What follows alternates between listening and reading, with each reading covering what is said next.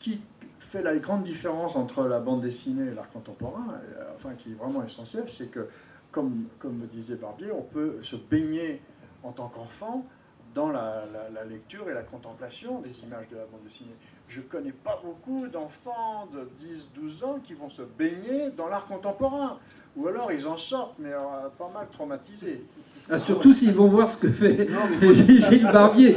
Pour votre information, à moins qu'ils soient guidés, qu'ils soient accompagnés par des gens qui sont très attentifs et qui vont les protéger. Moi, je me souviens très bien, le bande dessinée, c'était pour moi, c'est et ça reste l'art vivant. J'avais des cours en français parfois, ou en histoire géo, on nous montrait des peintures. Et c'était quelque chose qui me semblait totalement extérieur à ce que je vivais, à mon quotidien, même à ma passion du dessin. Je pouvais reproduire des planches de Tintin. Le trait de Moebius, c'est quelque chose qui m'a fasciné quand j'étais petit. Le hachurage, et c'est par là que j'ai trouvé énormément de techniques à partir de ça. Il y a un truc aussi, c'est que la bande dessinée redonne au dessin une justification qui sort complètement des impératifs d'école ou d'évolution. Il y a une nécessité presque physique à ce qu'il y ait une représentation. Plus encore, un détail mais qui a son importance, c'est que la vignette de bande dessinée, c'est un espace, mais c'est aussi du temps. Et c'est ce qu'on trouve assez rarement en art. Moi, je sais que maintenant, la surface à couvrir, c'est aussi du temps. C'est une surface temps. Et ça déclenche énormément de choses. Jean Giraud Moebius, est-ce que vous conseillez... Alors, on vous a dit, on va vous mettre avec des auteurs, des artistes contemporains. Mais vous êtes un artiste contemporain. Oui, mais bon, artiste contemporain, ça ne veut pas dire seulement un artiste qui vit maintenant. Non, c'est bien ce que j'imagine. C'est un peu comme culture, hein. C'est des mots valises un peu. Et c'est sûr qu'il y a des trajectoires vraiment très très différentes, des destins différents. Si je me rapporte à mon expérience personnelle, il y a eu une époque de ma vie où j'ai faim de croire que je pouvais choisir. Je me rappelle avoir passé toute une matinée à marcher de long en large dans le couloir en me disant qu'est-ce que je fais de ma vie, est-ce que je fais de la bande dessinée ou est-ce que je fais de la peinture. Mais je connaissais la réponse, parce que faire de la bande dessinée, c'était aller dans là où je connaissais, ou là où j'avais déjà beaucoup de codes. Et la peinture, c'est quelque chose qui m'attirait parce que j'avais rencontré à l'école, et puis à partir de 16-17 ans, j'ai commencé à découvrir l'histoire de l'art, tout ça, mais c'était un monde complètement inconnu. Et pas seulement inconnu, mais c'était un monde qui très impressionnant, très parental. Et c'était, pour un jeune homme, c'était d'un seul coup rentrer dans le monde des adultes. Donc, alors que la bande dessinée, c'était resté dans un univers enfantin. Parce que la bande dessinée, à l'époque, avait ce caractère-là. Donc, le choix, effectivement, en fin de matinée, c'était tout trouvé, c'était la bande dessinée. Mais j'ai quand même eu de ce passage dans l'apprentissage artistique le désir. J'ai choisi la bande dessinée, mais j'ai pas abdiqué complètement l'espèce de mission, entre guillemets, que mes professeurs m'avaient inculqué, qui était d'aller vers l'excellence et d'aller vers surtout l'exigence et d'aller vers cette espèce d'ambition démesurée et un peu folle qui anime un peintre. Alors, un peintre, il est tout à fait hors du commun dans son inspiration par rapport à un auteur de bande dessinée de l'époque, en tout cas. Ce qu'on cherchait, c'était distraire, essentiellement. Alors qu'un peintre, lui, à tort ou à raison, il s'inscrirait dans une saga bimillénaire, et même plus que ça. Hein. Il se met d'emblée au niveau des plus grands, enfin, avec l'ambition. Il a dans sa musette un pinceau de général. Pierre Sterckx dit que dans une des planches de Jean Giraud, qui est au Cimès de Vrahoum, il y a du Jérôme Bosch. J'ai lu ça dans Beaux-Arts Magazine. Oui, on peut faire des extrapolations, ouais, bien sûr. On peut, c'est amusant. Ouais.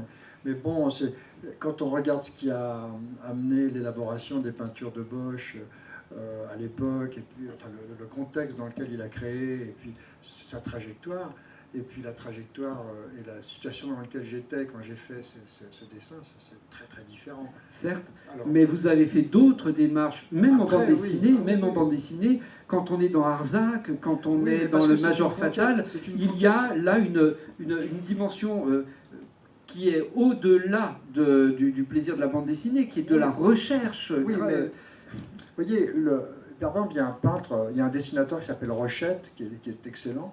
J'aime beaucoup, beaucoup son travail, soit en tant que dessinateur de bande dessinée, soit en tant que... Jean-Marc Rochette. Oui, oui, soit en tant que peintre, qui fait des peintures. Oui. Puis il y en a quelques autres comme ça. Mais c'est un peu différent, là, cette dichotomie. Un côté, on travaille sur une toile, et puis après on travaille pour un canard. Moi, ce que j'avais envie, c'est bon, j'ai fini par tomber là-dedans aussi, mais au fond, mon ambition, c'était de rester dans le médium bande dessinée pure, mais de le transcender. Vous voyez, c'est-à-dire de le mêler, de le fondre avec ce que j'imaginais être l'ambition, cette ambition un peu folle, cette espèce d'idéalisme du peintre. C'est pour ça que Pierre Sterckx, vous dites, la bande dessinée, c'est acquis désormais depuis longtemps, peut être de l'art.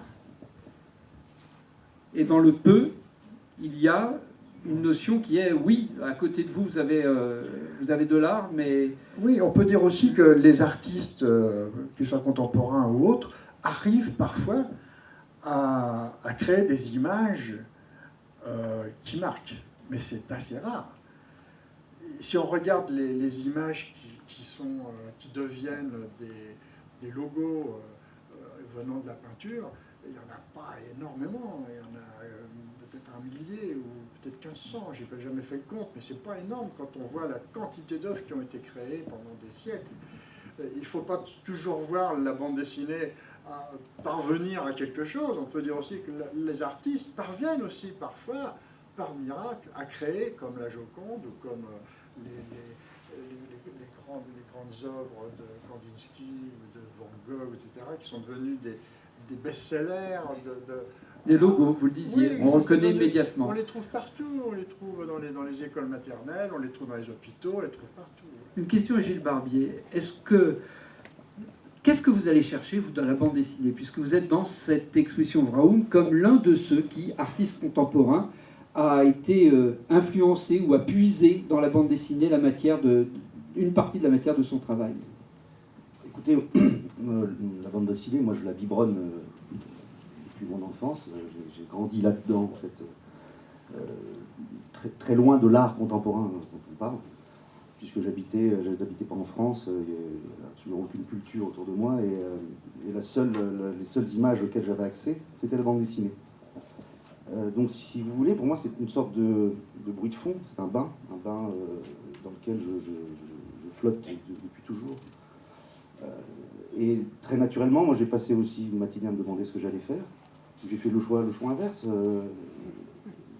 Enfin, je sais même pas moi qui ai fait le choix, si vous voulez. En fait, non, j'ai pas fait de choix. Je me suis retrouvé un jour à faire de l'art contemporain, alors que j'étais parti pour faire de la BD. C'est parce que j'ai fait de l'histoire de l'art que j'ai découvert des choses. Et je me dis, tiens, là aussi, on a l'air de s'amuser. Il y a une autre génération aussi. Il y avait aussi une autre génération. C'est vrai que c'était fin des années 80 et il y a beaucoup de gens qui s'amusaient en art. Sans doute autant qu'en BD. Mais c'était, les choses rajeunissaient.